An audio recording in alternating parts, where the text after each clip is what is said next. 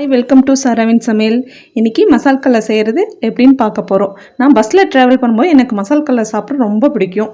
அதுவே இப்போ நான் வீட்ல எப்படி செய்யறதுன்னு நான் உங்களுக்கு காட்ட போறேன். வாங்க சேனலுக்குள்ள போலாம். சாராவின் சமையலுக்கு சப்ஸ்கிரைப் பண்ணுங்க.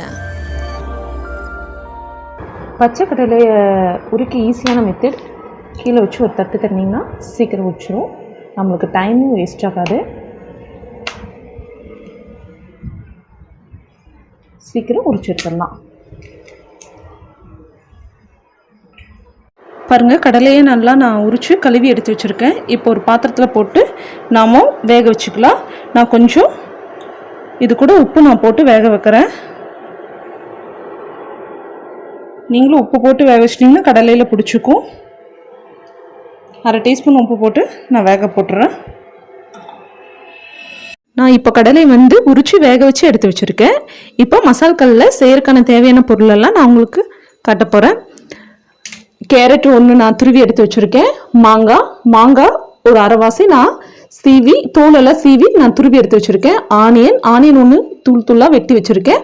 கொஞ்சம் கொத்தமல்லி, தேங்காய், வரமிளகாய் தூள் கொஞ்சம் எடுத்துக்கோங்க.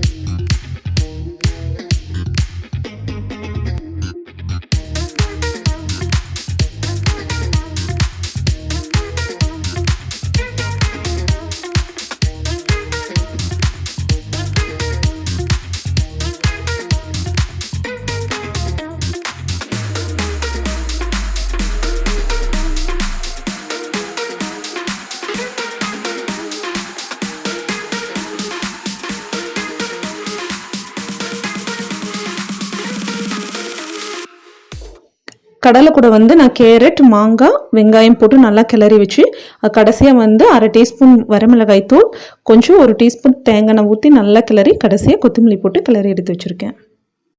பாருங்கள், இப்போ சுவையான சத்தான மசால் கல்லை ரெடி. இது உடம்புக்கு ரொம்ப நல்லது, ஹெல்த்தி ஃபுட்.